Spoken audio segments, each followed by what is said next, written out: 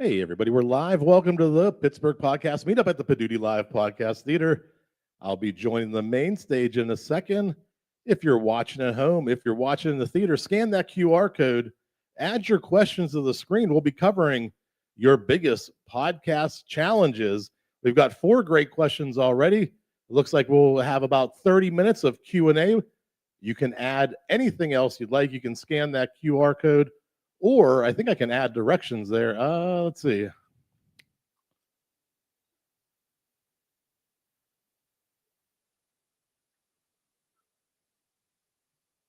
Maybe not. I might have to do it before I launch it, but the QR code will take you to the right place. We'll give everybody a minute to get caught up. I'll get rid of my chewing gum because I'm semi-professional. Somewhat professional. Welcome, everybody. This is our 7th or 8th Pittsburgh podcast meetup. So glad to have you here. Hope everybody has a full belly. We had pizza from Little Caesars. It's a number one. We've had J&S, we've had Fox's, we've had a couple other pizza places locally, but Little Caesars takes the cake every single time. So I want to welcome everybody to the Poduty Live Podcast Theater. We're here on Corbett Street in downtown Tarentum, Pennsylvania, right next to the Praha that's open sometimes, and the She Shed, which we were joking about earlier. It's not open tonight. It's not really a business, so hopefully I just rat that lady out. So this, what you're seeing here is this concept of an infinite seat theater. I came up with this idea 2017, 2018, and I started thinking about what really is a podcast. Why can't we do it outside of our home studios in my mom's basement? Why am I always in this one place and we're exporting an MP3 file to an RSS feed that goes to an aggregator and somebody subscribes and now they listen to your podcast? There's got to be more to it than this. And I started thinking about, well, if I'm asking what is a podcast, I started asking where could a podcast be? Why does it just have to be in my house? Could it be at a bar, at a library, at a park near the river, behind a bush on a walkway near a river and scare people? It could be anywhere. And I started thinking about podcast anywhere. And if you look at the original iteration of this, it fit in the back seat of my car. I could take speakers, I could take a mixer, a microphone, and a laptop, and I could have a show anywhere. And that was the initial concept, was theater anywhere. I could set up at a pavilion at Memorial Park down the road. I could go into the city and set up and have a live podcast anywhere I wanted to be. But then COVID hit, and that kind of changed things. And right around the same time, I had a trivia show that got picked up by local television. And we were going to have guests, and it's for the Armstrong Neighborhood channel. So if any of you have Armstrong cable, you can see me on channel 100. But our goal was to promote local businesses by going to businesses, having trivia nights, recording it, having the business owners and their employees be the contestants. And, that would be how we'd promote it. Have a little like Jeopardy style meets Diners, Drive-In, and Dives. Like we're going to combine these two things. And then COVID was just aggravating. And we had to live stream all of our shows. And we continued to live stream them for about 3 years. We did 75 episodes. And it kind of was like, there's got to be something more than that, because I could see it. Because if we were going to do it with the TV station, they were going to promote it and cover the cost of doing it. Well, what am I doing? Like, why can't I build a theater? Why can't I build this space that I'm talking about that isn't just limited by capacity? Like, that's what television was to me. It's not, anybody could tune in. Thousands of people can tune in. And so I started thinking of these small spaces, like a studio, like you go to a recording studio to record an album, record a comedy special, for a release on, they used to do that, a studio comedy special. And you could have this place that friends and family and fans could come in, sit down with you, your biggest supporters, while you do a live show, while you broadcast that out to the world. And that's what really became this infinite seat theater, is what I call it. This version that you're sitting as the infinite seat theater. There's no difference than Madison Square Garden. We have the same capacity in this little 40-seat theater to reach 20,000 people. We can do that here. And we're not limited by the walls. They're not constraining the capacity that we can have. And one of the things that came up on the show we recorded this morning was there's also no difference than what you're seeing here than what Saturday Night Live is. Saturday Night Live is a stage in front of an audience that broadcasts out to the world. So this wasn't possible 20 years ago. You had to have $1 million equipment. You had to have a television station backing you and budgets of millions and millions of dollars. But through the last 10, 15 years, this stuff has become so accessible that I literally am at 30 Rockefeller Center here. I have a stage, an audience, and we have people at home watching. We're broadcasting. We are little tiny baby NBC. And that's the concept. And that's what the power of this place is. You're not limited by your seating capacity. You can start and you can grow into this place. You can outgrow this place and still be able to have a show here, but you're performing the 3, 4, 5,000 people. And that flexibility keeps margins low, which we talked about the business model a little bit earlier. We'll probably cover it a little bit later. But we can do a lot of things that you couldn't do if you wanted to go to a hotel and rent out a ballroom, right? You got a contract, you got union reps, you can't even like move in your own equipment. You have to let somebody else move your own equipment in. You have to pay somebody to do. You have to pay somebody to run the wiring, the audio, the video. All those things are extra expenses that somebody at my level of podcasting who can fill 40 seats isn't going to be able to cover a $15,000, $20,000 hotel bill to put a show of the same caliber with a big screen behind them. I have a little clicker that I usually use to fast forward the slides. I can do a TED Talk from this stage. I could have my own spiel and do my own thing. And the only expense is your time at this point, because you could literally walk off the street, come to the stage, record your show, walk off, and then I'll send you your recording. So it's become so accessible and so easy to do something from a stage like this. And I really believe that while I'm a little bit ahead of the curve, I believe that you're going to see this model pop up in Cleveland and Erie and Baltimore and Cleveland or Cincinnati. And smaller podcasts like us can do like a little weekend tour. We can go to these different places and do 3 cities on the weekend after our jobs and still do podcasts, make a couple bucks. And if you make a couple bucks as a podcaster, you're doing all right. You're doing better than 90% of all podcasters. So, we got some questions that are coming in. So that's kind of the vision of this place. I really think of this place like a portal, almost like that's if you ever seen Star Trek, where they go down to and they say, "Scotty, beam me up and down." Well, I think whenever you're on this stage, you're here in front. You're here in front of us or me, and I'm telling you this story, and people at home are watching. This stage becomes a portal into people's houses and to here, and you're connected with everybody. And my guest doesn't have to just be sitting in that chair. I could actually have a guest up on the screen right now, and I could be interviewing somebody in Portland, Maine, or Portland, Oregon. And now I'm in Pennsylvania. My guest is in Portland. We're recording a show in front of an audience that's being broadcast out to people in California and Florida. You can see how quickly this all scales and ties together. It's pretty impressive the power that we have on just a little space like this. So that was my 10-minute spiel. That one's not on. Only this camera's on right back here. Don't worry, you're not being recorded. And we started this event January, February, because I really wanted to find talent for the stage. That's a big challenge of ours, is how do we find new shows? How do we find new talent? We're constantly trying to fill dates, and we're trying to put, you hear me say butts in seats. That's my number one priority, is butts in seats. I just want to turn this room over and over and over and let people experience what you're experiencing right now, which is a podcast or some sort of entertainment happening in real time in front of you. You're part of it. You're immersed in it. And that immersion is part of this design. Usually I turn out all the lights for a show, because when you listen to a podcast, you almost feel like you're in that room with that producer or that host. You feel like you're sitting there like your friends and you're just listening. And when all the lights come out in this place, you have no choice but to feel like you're in a room while we're doing a podcast. It recreates that audio experience that you get when you hear them in your earbuds. You get that in real time, in real life, right here in front of us. And It's really pretty crazy whenever we have the lights out. So maybe next time I'll do that. But people are eating this stuff. I don't want to just start you eating in the dark.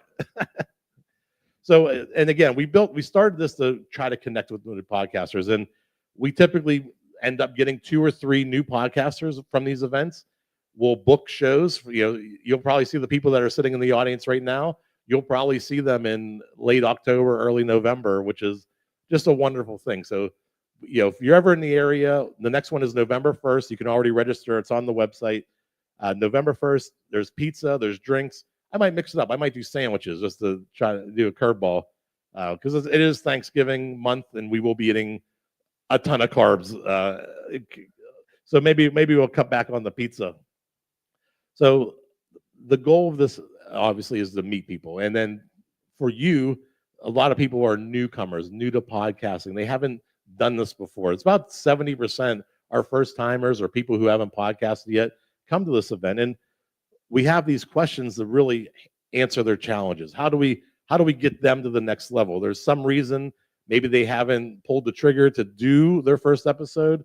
They haven't, I just don't know what to do. I'm kind of stuck. I have this idea, but I don't know if I have the right equipment. I don't know if I have the right mindset. So this event is for answering those questions. And then when we answer those questions, I hope to get you up here on the stage. So why don't we just go right into it? Anybody have a question before we start the questions? How about our first question? What should my podcast be about? This is one of those that I'm talking about, right? They heard a podcast. Maybe they've been a fan of podcasts. I started listening to podcasts in 2005, 2006. I have one of the first color iPods. I have it engraved. It's 2007 from my wife, my daughter, and my dog at the time. And that was 2007. I was listening to podcasts like Marketing Over Coffee and Mitch Joel's 6 Pixels of Separation. Joseph Jaffe had a podcast. The Beancast was one. I was into all these marketing podcasts. I had a skateboard shop and a mail order company. I was sending skateboards all over the country. And I would listen to these shows during the day after spending 4 years in college and becoming a graduate and starting my business. I was getting this real-time information from these experts in marketing, and I was like, I am learning so much so quickly, and it's free. Like, they're just distributing this information on the internet. You just had to know how to go get it at that time. But because back then you didn't just subscribe to a podcast on your phone and it would ding whenever a new episode comes out. You used to have to take that iPod, keep it charged, then you'd have to go and connect it to your computer, have your computer say, these are all the podcasts I want to download. It would download to your computer. Then you would sync those podcasts to the iPod. Then you could disconnect and you could take it with you for as long as the battery lasted. It was a much more different process back then. And you just didn't know where it was going, but you knew you were getting something. You knew this was a special thing. And, when you talk about what should my podcast be about, for me, if I was starting a podcast in 2007, it would have been a marketing related podcast. I would have started about what I was doing at that time, which was e-commerce. I was very early to shipping skateboards all over the country, like skateboard e-commerce and extreme sports, like in that realm. That was something I could have spoke of to a lot of people. There was a lot of skate shops used to exist back then. They've all pretty much been wiped out by Amazon. You don't see these small mom and pop shops. There's very few and far in between. But I say, what do you know that most people don't know? What's something that you're passionate about that you could just talk about for hours? Like, I could talk about this theater, and I do. I've probably been on 100, 200 podcasts just talking about this concept, because I can talk about, I love what the possibility is. I love that anybody has access to this and can broadcast this out to the world. So that I do have a show called it's called Poduty in the News, which is a little play on Huey Lewis in the News, and it's a live news podcast about live podcasts recorded live from the stage. So if you're ever in the area Saturday morning at 10 a.m., we record this right here. We go down the coffee shop, get coffee, we get pastries, and we record a live news podcast about live podcasting. It's very meta, but it's a lot of fun, and that's what I talk about. I started that right before I got injured with my Achilles, and I've done 25 episodes since May, and I do it every week, and I'm finding 6 stories, 12 stories. Right now I have 14 stories in the hopper, and I just did a show today with 6 stories. So I am immersed now in live podcasting, showcasing live podcasting from a live podcasting stage, telling stories about the success that other people are having when they live podcast. News.poduty.com if you want to see that. So if you want to know what your podcast should be about, it should be you. It should be your authentic voice. It should be what you love. What are you passionate about? We had anime on the stage last night. The first time podcasters, anime on the Allegheny. They said so much stuff about anime. I didn't know how deep that rabbit hole went, but they never took a breath. They went for 90 minutes. They were first episode. They're nervous and they're spilling it out and they're just immersed in this. And they filled 90 minutes just on their passion. So they love this. They love the idea of podcasting and sharing their knowledge. Those are the things that your podcast should be about. Share what you love. You're going to get burned out and bored at times. There's a lot of work that goes into podcasting, and we can talk about all those things behind the scenes. But if you love something and you just talk about it anyway, record that. It's a great record. Even if only 10 to 50 people see it, you have this record of your life at this point, almost like a diary or some sort of, this is who you were in 2025. Be you, do the things that you love. You don't have to chase riches and chase money and just start off having fun. Develop skills for being on a microphone. Develop the skills for presenting to an audience. Develop the skills of talking.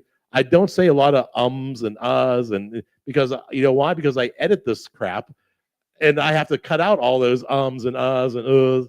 So you learn how to speak properly into a microphone. Where to go and where not to go, because you want the audience to hear you, and you don't want to edit out 100 ums, uhs, uhs.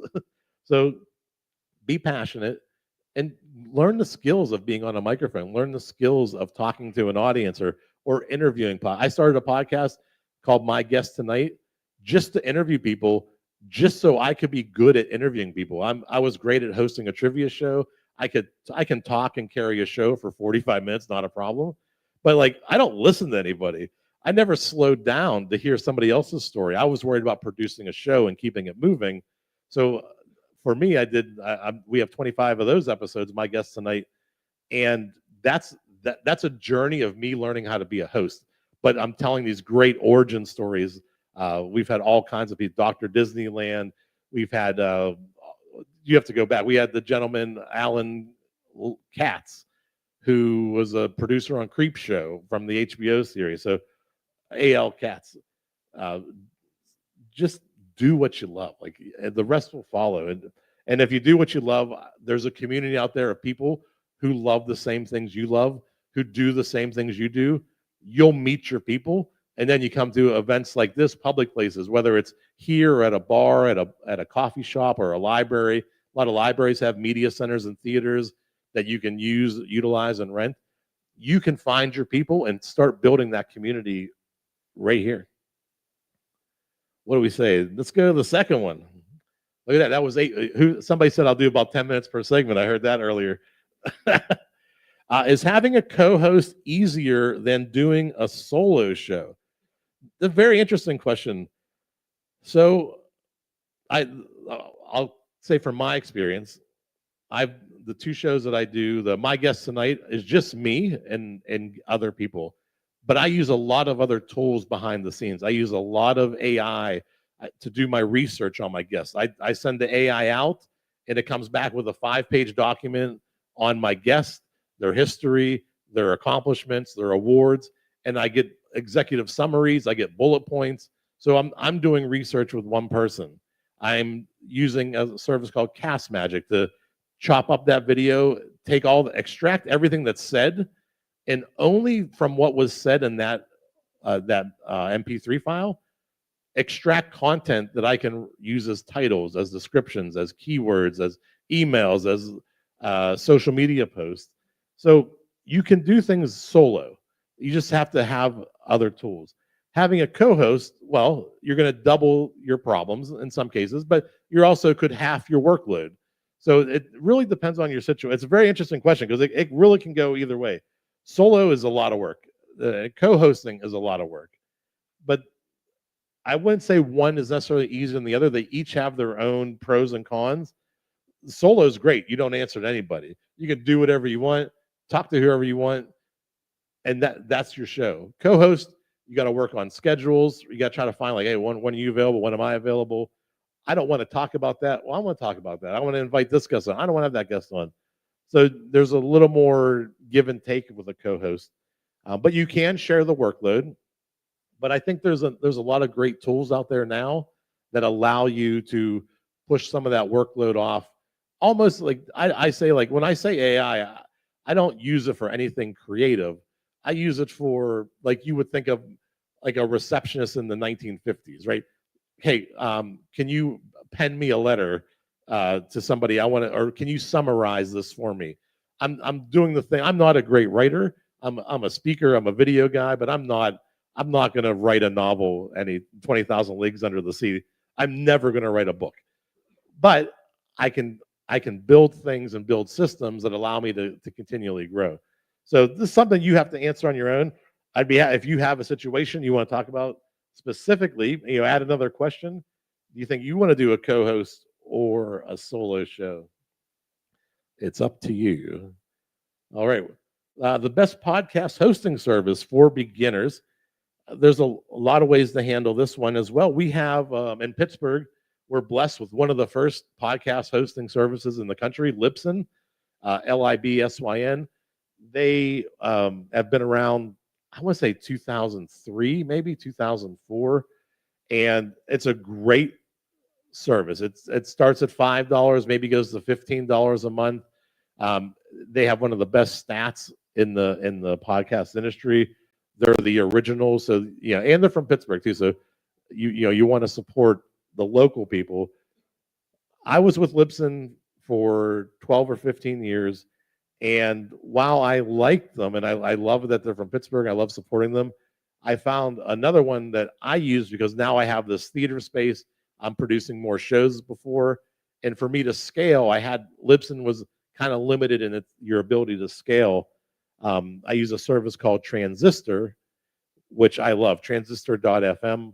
I'll give you a special code if anybody wants it afterwards. But the Transistor allows you to multiple sites, I think unlimited podcasts, unlimited shows.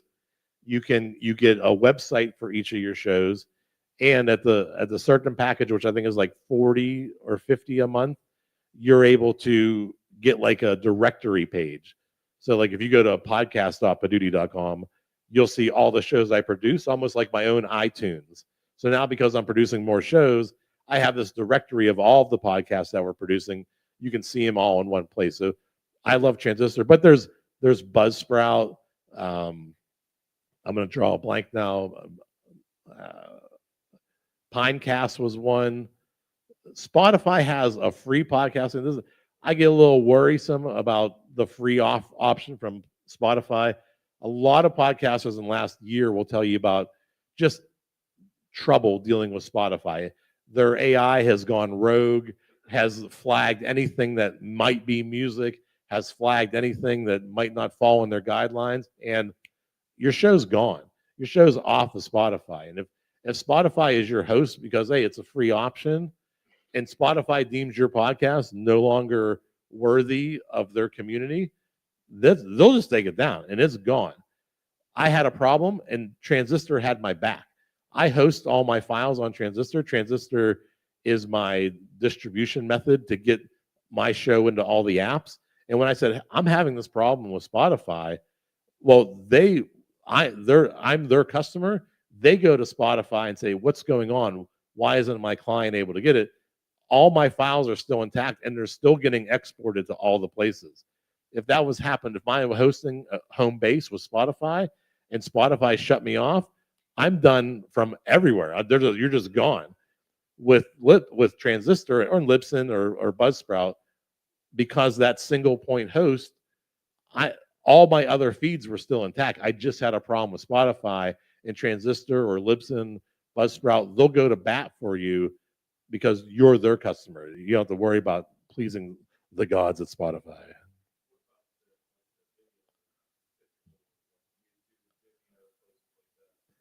So a little bit different than a podcast. So in a traditional podcast, it's an MP3 file distributed by an RSS feed to the aggregator apps.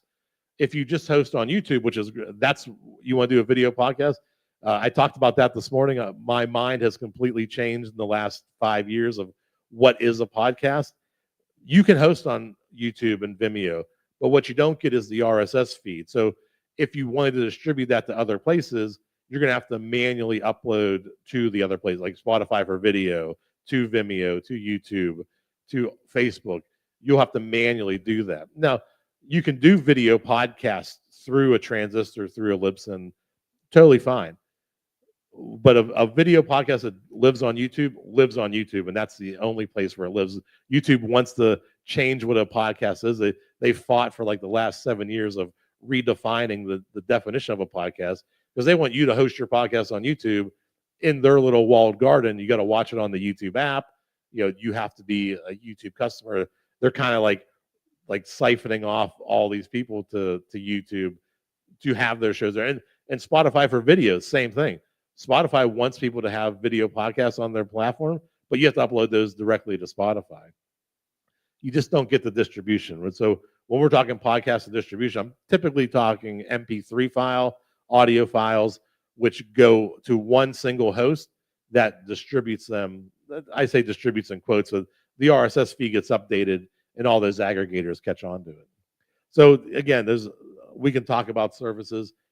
Find one that you like. I would definitely recommend finding one that you pay for $5, $10, $15 a month is your maximum. And that's usually unlimited podcasts, unlimited shows, and it's all hosted and backed up. And you can, and if you don't like it, here's the reason I never left Libsyn sooner when I wanted to branch out and produce more shows, is I was terrified that I had 150 shows hosted on Libsyn, 150 episodes on Libsyn, and I was like, I got to move 150 shows. You don't have to do that. I learned this the really, really easy way. You just go to your new host. You enter in your email that's attached to your podcast, because you'll attach an email to your podcast feed. That new host will send you a code or a link to that email, and once you verify that, they start importing all your shows for you, and you're done. It took me like 3 years to finally do this. And then when I did it, it was done in 10 minutes. I was like, what did I wait for? Because the barrier to bounce platforms now is so low. You just have to verify an email and you're good to go. You can move from platform to platform. So if you start on Buzzsprout, you don't like it. You go to Pinecast, you don't like it. You go to Transistor and you love it. Then you can do that. I don't recommend changing your feed that often, but you're not stuck with these services as you might be with a free version of Spotify. So I hope that answered your question. Is that a good answer for you? Libsyn, Transistor, Buzzsprout. There's a lot of good ones out there. We can find the one that's right for you after the Q&A here.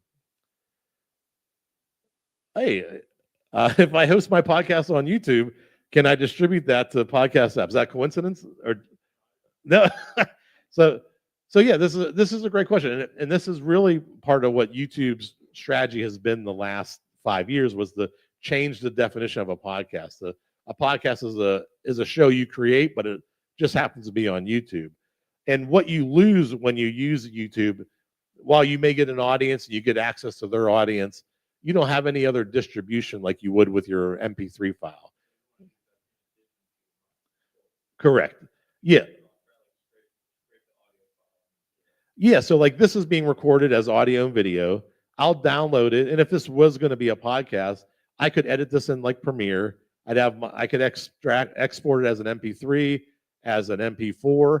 Then I have the audio from tonight. That could be the podcast. I have the video that can go to YouTube, and then you can relate each other. Like on your podcast on Transistor, whenever you build your page for the event with your show notes, your title, your host, you can have also a transcript in there. You can also link your YouTube video to that podcast. And likewise on YouTube, you can set your YouTube up as almost like a playlist. It's like a playlist that they call a podcast. And you can assign that episode to that podcast on YouTube. So you can organize them that way. but there's just no distribution as you can't send an RSS feed of your YouTube video into the other apps. Can I do this way? Oh, no, don't do that. No. Let's see. What's the easiest way to switch multiple cameras, mechanical switch or web-based? So those of you watching at home, you're watching on StreamYard. StreamYard gives you the opportunity to add multiple cameras. So I think you can do 2 cameras. So if you had an in-person on, you can switch between the 2. There's also things you can do on StreamYard where you can just open multiple browser windows. And if you're controlling your audio correctly, you could have each instance join StreamYard, and then you have like different cameras. What we use here is called a Roland VR6. It's a beautiful all-in-one. It has 6 audio channels, 6 video channels. I can toggle between, which I'm the only one here tonight, so I'm not producing. I can toggle between 6 video. You can kind of see the cameras around the room here. There's 4 out here, 1 behind the curtain. And the 5th one is this laptop. This laptop is actually one of the feeds in the Roland right now. So I could send this full screen while I'm still talking. I can do a picture-in-picture with us like you're seeing on the live stream. You're seeing a little picture-in-picture with them in the bottom corner as the stage, and you're seeing the slides behind me. For the people in the audience, you're really seeing the same thing that you're seeing on the live stream. You're seeing me with the slides behind me. So we're trying to recreate that environment. And there are switchers. Blackmagic does a switcher. That's the pretty common one.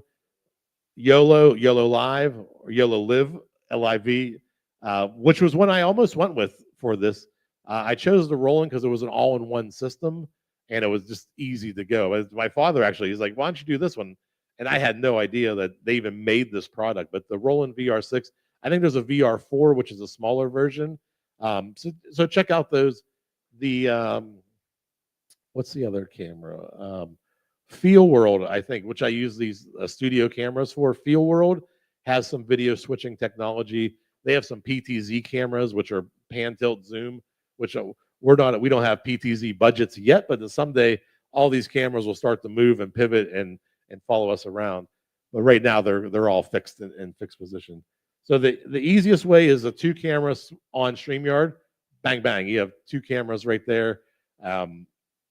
That's typically the way I would do it. If you're talking the easiest way, which is what the question is.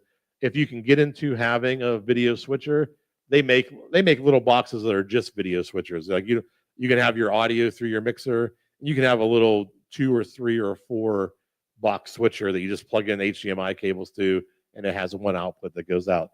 So there's different options out there.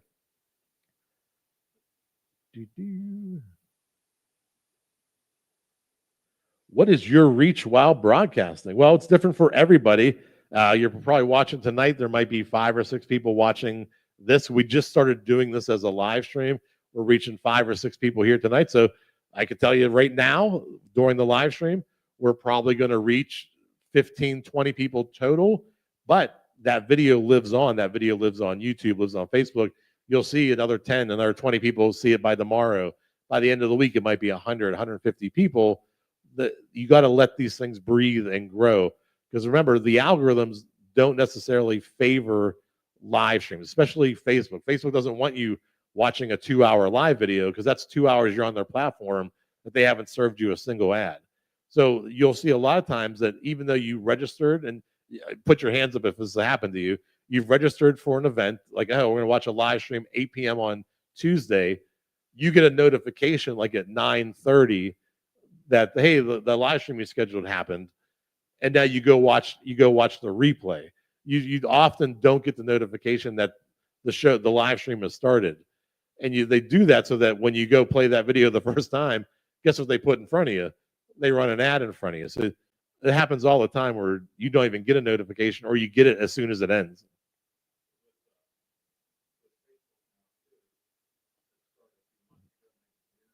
Yeah. Yeah. Yeah. Well, you can still do the live. And like we did the show live this morning. I know it's going to be gone, but I'll do an edited version that I will upload. That one stays forever. So from the audience, not a question, but the statement was, yes, Facebook has started deleting your live streams after 30 days. They don't live there anymore. But also, if you look at what happened in the last 2 weeks, what YouTube announced, YouTube is kind of making this pivot towards live streaming. So check out the last episode of Poduty in the News, where we talk about this change that YouTube's making with creator tools, with helping people develop more live stream content. YouTube's kind of hinting that they're leaning into live, and they might want you to do more live. And if Facebook's going to delete your lives after 30 days, sorry, Facebook, we're gonna all of our attention is going to go over to YouTube. So your reach, like, your results may vary, right, depending on your network, depending on who who you've invited.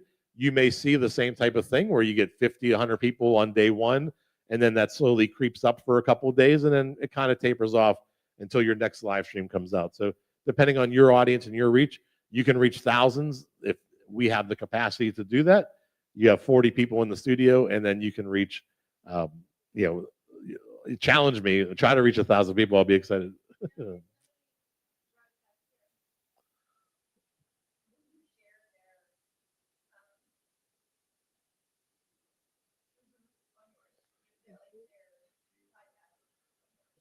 The question is, if somebody records here, will I share their video on my feed? So when I record, most of the events that we do here, nobody knows about them. They're private events, or they're live streamed to a private link, so you don't see it on the internet. But I don't take any ownership over your material. I give you back those files, the audio, video files, for you to release. I usually take pictures. I always ask you, do you want me to take some photos while you're on stage? Because the number one thing people forget to do is document the moment while they're on stage. So I'll take photos for them. I'll take little video snippets, and I'll send those to them for them to use. And I'll use them if they let me as promotion as well. But I give you back the video for you to have ownership over, for you to upload to your social channels. And if you tag me in it, I always say, hey, that's great. I'm super excited, but it's 100% up to you.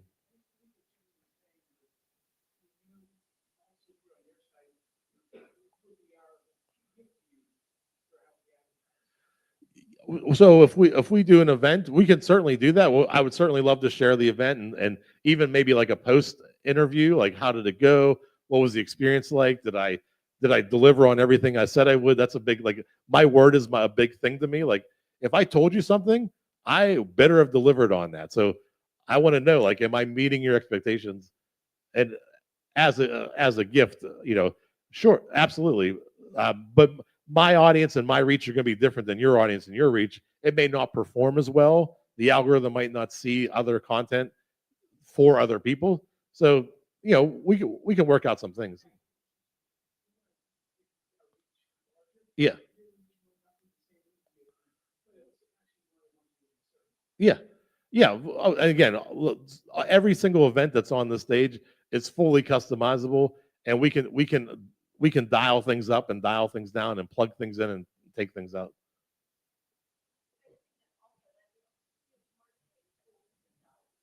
Yeah, I do need help in that area.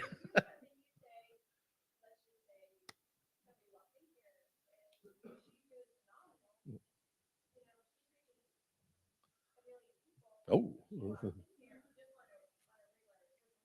Yeah.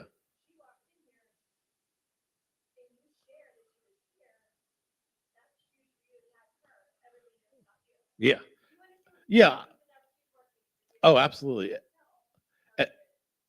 And a lot of the things that we're trying to do here, we're doing that rising tide lifts all ships kind of mentality. Like, I'm here to help you build your show. You're going to perform your show. Hopefully, you maybe you get 10 people to the first episode. This for ticketed events.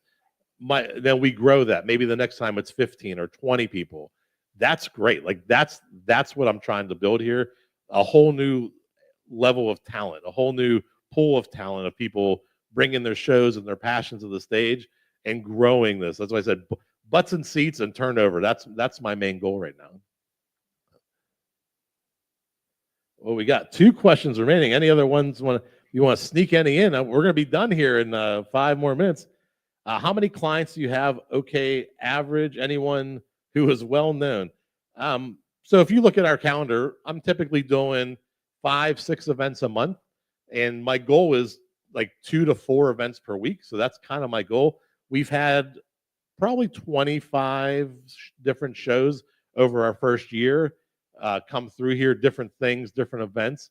Uh, this isn't big. Like, this is very ground floor. This is very new.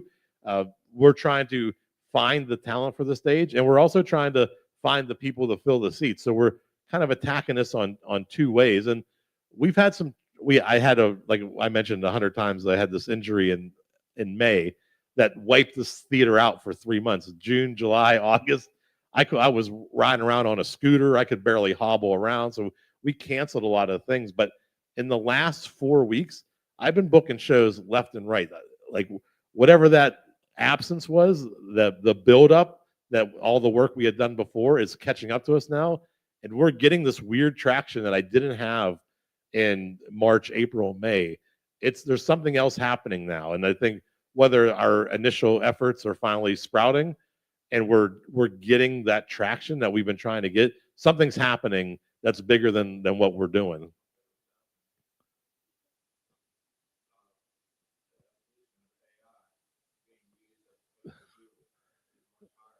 Yeah.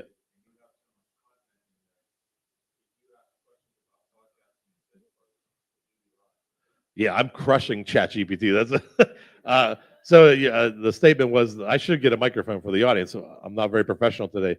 Um, and also, I want to add on to that point too, because you said the adoption of AI has grown dramatically over the last year, and I've positioned this thing as a podcast theater. And if you go into ChatGPT and ask what is a podcast theater, where can I find podcast theaters?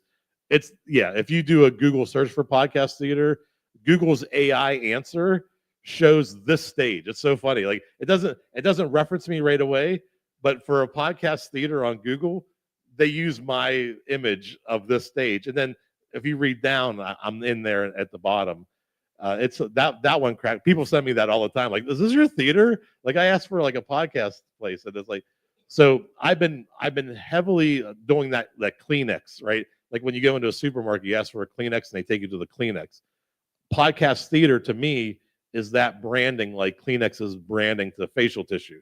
So when you think podcast theater, this is a studio or a TV station, but I'm saying podcast theater over and over and over again, and that's resonating some reason with ChatGPT. That does crack me up. But also I think the amount that people are using ChatGPT and Gemini and Grok, all these things to create, people are getting more and more creative. And I think that's a side effect, because the barrier to entry is so much lower now when you have a graphic designer, you have a editor, you have a content creator, you have all these things at your fingertip. Now that if you have an idea and you plug it in, you can get 10 more ideas back. And if you like idea number 6, you can dive in and outline number 6 and keep diving down. So I think people are getting more creative because they're just putting these ideas into ChatGPT and bouncing them off of somebody, and they're becoming more creative because now their brains are thinking in a creative manner instead of just doom scrolling through TikTok all night and just like, oh wow, that was great. They're thinking of things, and they're putting themselves in positions and scenarios to challenge themselves and to get feedback back. And I think that those two things maybe have been the catalyst over the summer that are starting to light the spark over here.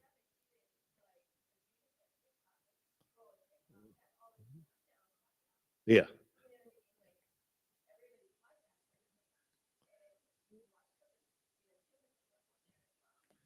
Yeah, a lot of podcast clips. You'll see those on YouTube. There's people who want to do that. There's software out there that like $30 a month. You can upload your whole video, and it'll give you 10 videos back that are edited, cropped, and positioned, like Opus Clip, Clap. I use Clap. KLAP is a great one. Oh yeah, yeah, yeah, yeah, yeah. Yeah, clap.app, KLAP.app, Clap. That's the one I use. Yeah, I'm looking to grow. Like I said, we've been here a year. While I've been thinking about this for 7 years, I've realized when I opened the doors that nobody else was. Like, I'm preaching from the stage here. Like, this is what I think is possible. This is what I think we can do together. And I'm, just finding the people now that are willing to, like, okay, let's do that. Let's take a chance on that. So, very, very entry level, very much join us. Like, it sounds kind of culty when I say it that way, but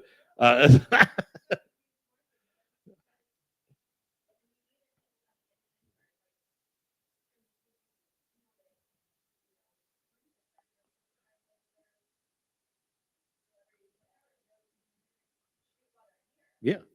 Yeah, so people traveling to Pittsburgh, comedians, artists, actors, hey, stop by, do a meet and greet while if you got nothing to do on a Tuesday night.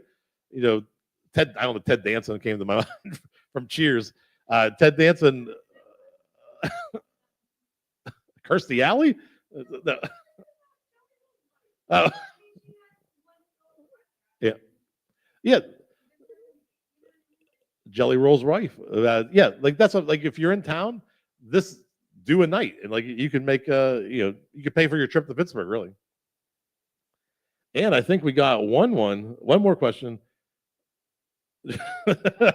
Not a question, but a statement. I even drive to Cheswick didn't happen for me tonight. Sorry. I'm assuming it's nobody in the audience because you're all here. So I hope you made it.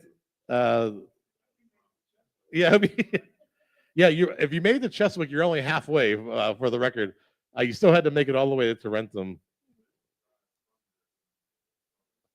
I'm gonna real quick before we get out of here. Let me go over to StreamYard.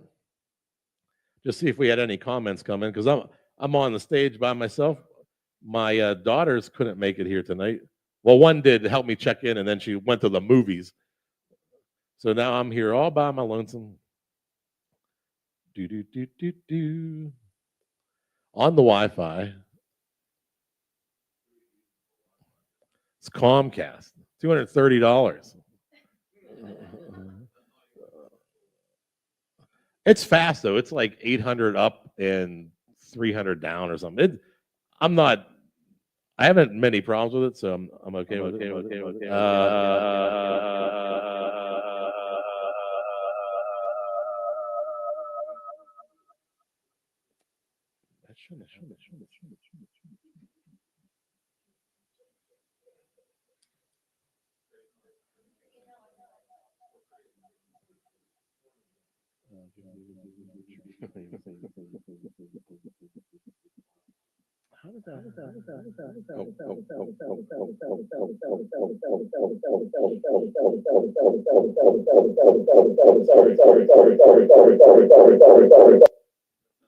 Sorry about that.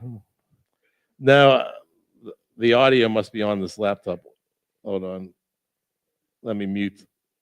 My apologies to those of you at home who are now deaf. Yeah. Let's go. Oh, I know it's not going to work. So yeah. So I apologize. Thank you for your questions. I did see them up there. The email isn't on the website, but any form that you fill out, there's a ton of forms. Any of those forms go to my website. I didn't want it to get scraped by the bots that are out there. Any other questions that you saw on there?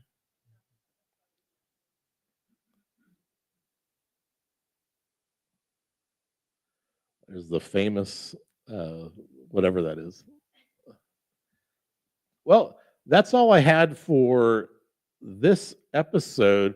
We're going to hang out here in the studio. If you're around Pittsburgh, November 1st, go to the website now, register for the next Pittsburgh podcast meetup, Saturday, November 1st.